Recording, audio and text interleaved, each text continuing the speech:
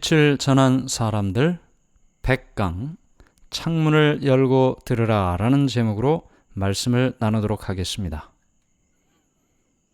아이성 패배의 모든 문제를 해결하고 이제 아간에 대한 심판과 형을 집행한 다음에 여호수아는 다시 모든 군사를 소집해서 다시 아이성을 향해 진격하라는 명령을 받습니다.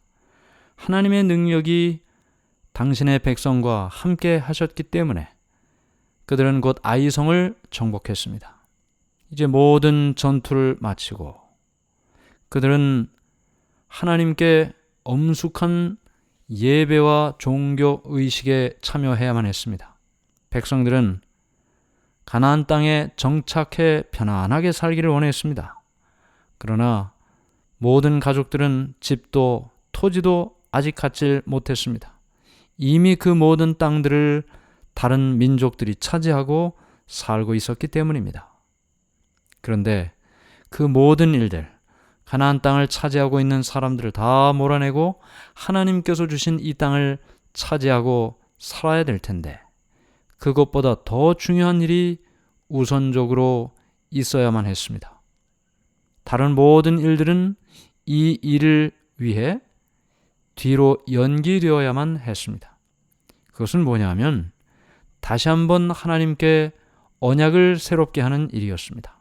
하나님과의 언약을 새롭게 한다. 모세의 마지막 권면에는 이스라엘 백성들에게 어떤 말씀이 있었습니까? 모세는 하나님의 율법을 엄숙하게 듣고 순종하고 살아라 라는 말씀을 여러 차례 했습니다. 그래서 모세 당시에도 세겜에 있는 에발산과 그리고 그리심산에서 모이라는 지시를 2번이나 했었습니다. 이 모세가 주었던 명령을 따라서 그들과 함께했던 모든 사람들이 다 길갈에 있었던 그들의 진영을 떠나서 원수의 땅을 통과해서 가나안 땅 중앙부에 가까운 세겜 골짜기로 가게 됩니다. 아직도 그 땅은 그 주위의 이방인들이 가나안 족속들이 다 살고 있었습니다.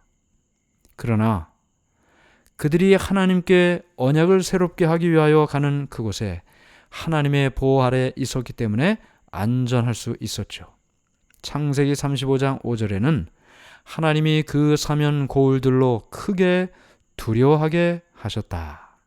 우리가 여러 차례 살펴봤지만 주변 이방 가나안 민족들은 이스라엘 사람들을 두려워했습니다. 그래서 그곳까지 가서 하나님께 언약을 새롭게 하는 그 일을 하는데 아무런 방해도 받질 않게 된 것이죠.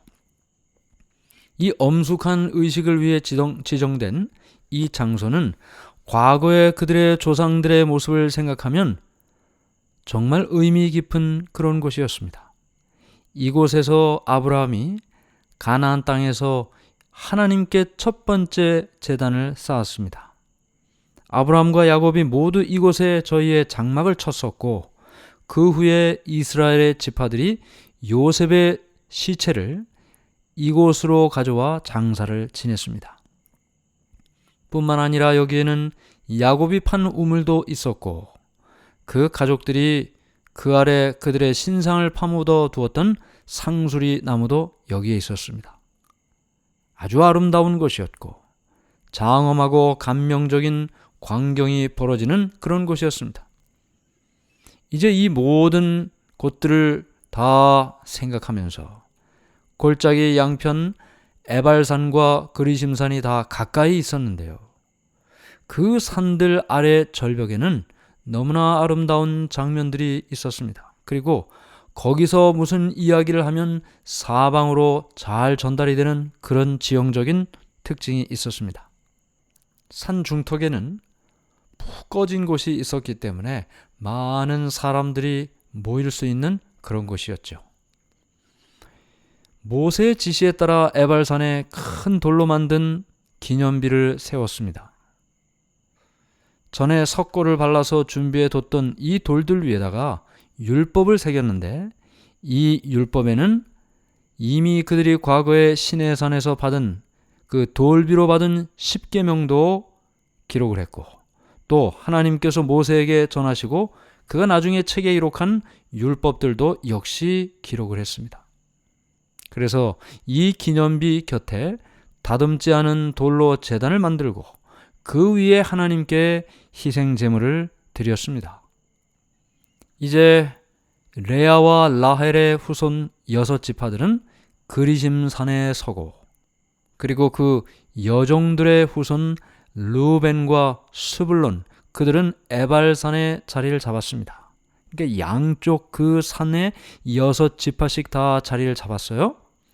그리고 그 산 사이는 골짜기라 그랬죠. 그 골짜기에 제사장들이 법궤와 함께 섰습니다.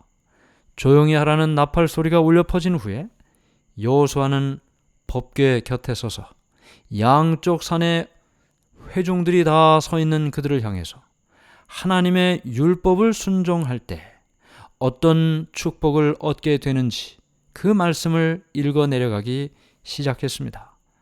그때 그리심산에 섰던 지파들, 그리심산에 누가 섰어요? 레아와 라헬의 후손들 6지파가 섰어요. 그들이 여호수아가 읽은 그 말씀에 아멘하고 화답을 합니다. 또 율법을 순종하지 않을 때에 이르러 오는 그 저주와 불행한 삶에 대해서 낭독할 때 이쪽에 에발산 위에 있던 지파들이 역시 그렇게 될 것이라는 아멘의 동의를 표했습니다. 이런 모든 율법의 낭독과 그 말씀에 아멘하고 화답하는 이 음성들이 양산과 사이의 골짜기에서 울려 퍼지는 것을 한번 상상해 보십시오. 얼마나 아름다운 장면입니까? 그래서 모세가 죽기 전에 백성들에게 율법을 읽어준 것처럼 이제 여호수아도 가나안 정복을 앞두고 그들에게 하나님의 율법을 읽어주면서 어떻게 살아야 할지를 말씀을 통해 깨닫게 했던 것입니다. 모두가 말씀을 들었습니다. 남녀노소 다 함께 그 말씀을 들었습니다. 그들은 7년마다 이렇게 모든 회중들이 모인 상태에서 모든 율법을 읽는 일들을 했습니다. 신명기 31장 10절부터 13절에 이렇게 말씀이 기록되어 있습니다. 매 7년 끝에 곧 정기 면제년의 초막절에 온 이스라엘이 내 하나님 여호와 앞 그 택하신 곳에 모일 때에 이 율법을 낭독하여 온 이스라엘로 듣게 할지니 곧 백성의 남녀와 유치와 내 성 안에 우거하는 타국인을 모으고 그들로 듣고 배우고 내 하나님 여호와를 경외하며 이 율법의 모든 말씀을 지켜 행하게 하고 또 너희가 요단을 건너가서 얻을 땅에 거할 동안에 이 말씀을 알지 못하는 그들의 자녀로 듣고 내 하나님 여호와 경외하기를 배우게 할지니라. 그래서 그들이 7년마다 이 율법을 읽고 배우게 했습니다. 사단이 어느 시대에나 하나님의 백성들을 유혹하고 시험합니다. 어떻게 해서든지 이 하나님의 말씀을 듣지 못하게 하고 인간의 마음을 흐리게 만들어서 말씀을 깨닫지 못하게 하고 결국은 죄를 짓게 만드는 것, 그것이 사단의 목적이죠. 반대로 하나님께서는 율법의 말씀을, 하나님의 말씀을 읽고 듣고 실천하면서 하나님 곁에 살도록 만드십니다. 결국은 사단의 시험과 유혹으로부터 벗어나 하나님과 함께 동행할 수 있는 길은 이 하나님의 말씀을 읽고 듣고 실천하며 사는 길인 것입니다. 그래서 오늘날 나 자신은 물론이고 내 주위에 있는 가족들, 자녀들, 친구들, 가까운 모든 사람들에게 이 말씀을 듣고 또 깨닫게 해서 하나님께로 나갈 수 있도록 하는 것이 우리의 의무고 또한 특권인 것입니다. 여기 신명기 11장 19절에 이렇게 말씀하셨습니다. 집에 앉았을 때에든지 길에 행할 때에든지 누웠을 때에든지 일어날 때에든지 이 말씀을 말하고 가르치고 깨닫게 해야 된다. 부모는 자녀에게, 또 모든 사람은 주위에 있는 사람들에게. 그것이 우리에게, 이스라엘 백성들에게 주신 하나님의 뜻이었던 것입니다. 하나님의 말씀은 하나님께서 우리에게 교훈하시는 창문입니다. 그 창문을 열고 살아야 하나님의 뜻을 우리가 알지 않겠습니까? 그 창문을 열어놔야 하나님께서 우리에게 주시는 교훈의 말씀을 듣고 깨닫게 되는 것이죠. 말씀은 교훈의 통로이다. 이 말씀을 연구하고 순종하면 낮에는 구름 기둥으로 밤에는 불 기둥으로 백성들을 인도해 주신 것처럼 오늘날에도 그렇게 사는 사람들을 하나님께서 때마다 일마다 인도해 주실 것입니다. 하늘에 계신 하나님 아버지, 하나님의 은혜를 감사합니다.